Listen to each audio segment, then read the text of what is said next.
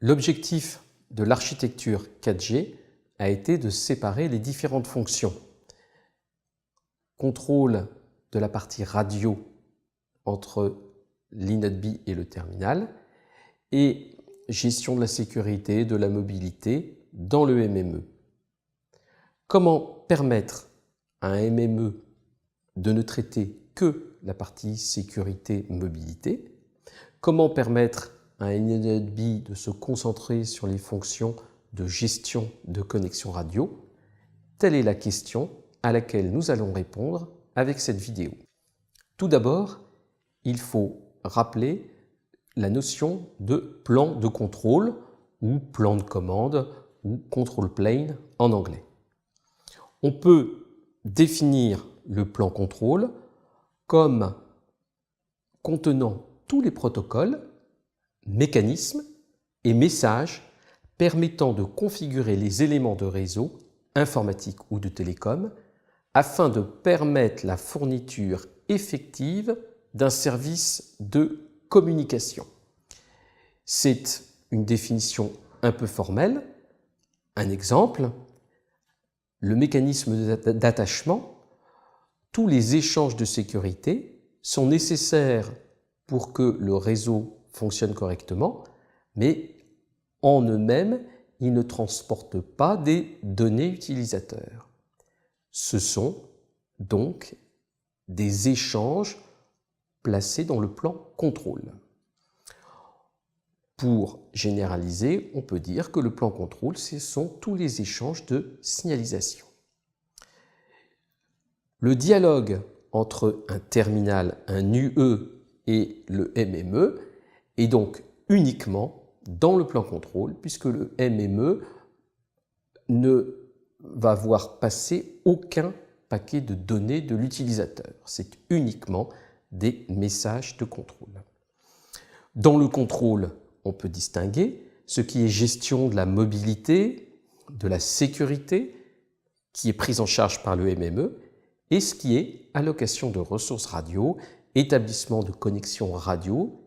Ce sont des échanges entre le terminal, l'UE et l'INADB.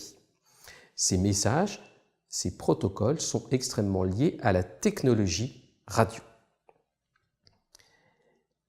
Nous avons vu qu'entre un terminal et l'INADB, il y a une connexion radio et le terminal est identifié par le RNTI, Radio Network Temporary Identifier, et que sur la connexion radio qui est établie, on va utiliser des valeurs de LCID, Logical Channel Identifier, pour distinguer les données utilisateurs et la signalisation. Pour être plus précis, on va utiliser deux valeurs différentes, l'une pour les messages de signalisation qui sont envoyés par exemple par le terminal et à destination du MME. Nous avons vu la notion de connexion S1-AP.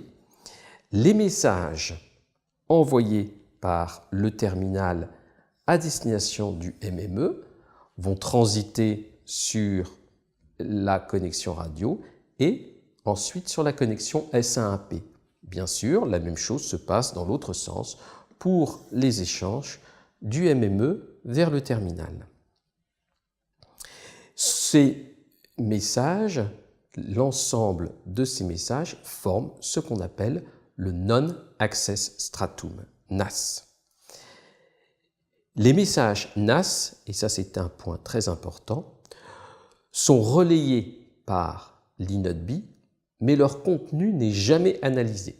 C'est-à-dire qu'on peut changer complètement le protocole, le type de message NAS, sans avoir une seule ligne de code à modifier dans l'INADB. Les messages AS pour Access Stratum, sont tous ceux qui sont liés à la technologie radio, à l'établissement et la gestion de la connexion radio. Ils sont échangés entre le terminal et l'INADB. Par exemple, une modification d'un bearer radio sera un message AS. Si nous regardons maintenant le point de vue de la pile de protocoles, on a représenté ici le terminal UE, l'inode B et le MME. Entre l'inode B et le MME, nous avons un réseau IP, donc une couche 1 quelconque, une couche 2 quelconque et le protocole IP comme protocole réseau. Le choix qui a été fait, c'est d'utiliser un protocole de transport qui n'est ni TCP ni UDP. UDP ne fournit pas de fiabilité et TCP est un petit peu trop complexe et surtout il n'est pas orienté message. Il a un certain nombre de défauts, il est plus fait pour transmettre un flux. Ici, ce qu'on souhaite, c'est faire des échanges de messages de signalisation de façon fiable. Pour ça, il y a un protocole qui convient, qui est SCTP pour Stream Control Transmission Protocol. Ce protocole est fiable, mais il évite les retransmissions inutiles. Pourquoi on utilise un tel protocole? Eh bien, on peut avoir quelquefois entre l'inode B et le MME des liaisons par des faisceaux hertziens qui ne sont pas forcément très fiables. Donc, mettre un protocole qui gère la retransmission des messages en cas de perte est une bonne chose. Au-dessus de SCTP, nous trouvons le protocole S1AP. Ce protocole est orienté connexion et il y a autant de connexions que de terminals gérés par le MME. Si on regarde le côté de l'interface radio, nous revoyons des choses connues. La couche physique qui est indiquée ici comme couche 1, L1, Layer 1, la couche MAC, Medium Access Control, la couche RLC, Radio Link Control, la couche PDCP, couche de convergence, et au-dessus, RRC pour l'établissement des connexions radio. Tous les messages RRC sont échangés entre le terminal, l'UE et l'inode B. En revanche, il y a d'autres messages qui sont envoyés par l'UE à destination du MME ou envoyés par le MME à destination de l'UE. Ces messages sont transportés dans des messages RRC, mais ils ont trait à un autre protocole qui est donc de type NAS, Non-Access Stratum, avec deux niveaux, EMM pour la gestion de la mobilité, MM pour Mobility Management et ESM pour la gestion des sessions, Session Management.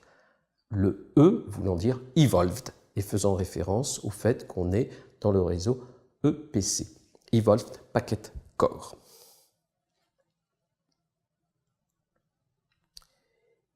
Si nous regardons derrière l'inode B, nous avons déjà vu qu'il y a une notion de tunnel pour transporter les données utilisateurs.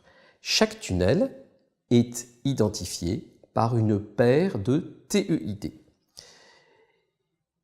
Mais il faut quand même un minimum de contrôle pour établir ces tunnels. De ce fait, on va définir aussi des tunnels de contrôle. Chaque tunnel est identifié par une paire de TEID, comme pour les tunnels de données, mais les valeurs sont différentes. On a donc des tunnels de contrôle entre le Serving Gateway et le P-Gateway, et entre le MME et le Serving Gateway. Ces tunnels de contrôle vont connaître des échanges de type GTP-C pour GPRS Tunnel Protocol in the Control Plane. Ce sont tous les messages nécessaires pour l'établissement, le maintien et la libération des tunnels de données. Nous avons donc la pile de protocoles que nous avons déjà un petit peu entrevu pour le plan utilisateur. Ici, c'est pour le plan contrôle, avec IP, et au-dessus de IP, UDP et GTP-C, que ce soit entre le Serving Gateway et le P-Gateway, ou entre le Serving Gateway et le MME. Si nous essayons d'avoir une vue plus globale, toujours dans le plan contrôle, nous avons la figure représentée ici, que vous pourrez prendre le temps de regarder à partir des transparents. Cette figure symbolise l'ensemble de ce que nous avons vu dans les transparents précédents. Il n'y a pas que le plan contrôle, il y a le plan usager, user plane, c'est le plus important, c'est celui qui transporte les données utilisateurs. Nous pouvons le représenter dans le schéma, il apparaît ici, et nous avons ainsi une vue globale de l'ensemble des protocoles entre l'UE, l'INODB, le MME, le Serving Gateway, le P-Gateway. En bleu, nous avons représenté systématiquement le plan contrôle et en rose, le plan usager ou user plane.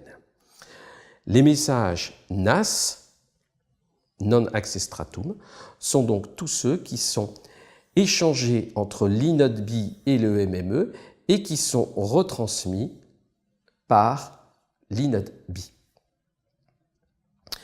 Avec cette notion de connexion S1AP, de tunnel de contrôle et de tunnel de données, chacun étant identifié par une paire d'identificateurs, avec ces notions, on peut facilement gérer des centaines de milliers ou des millions de dialogues simultanés.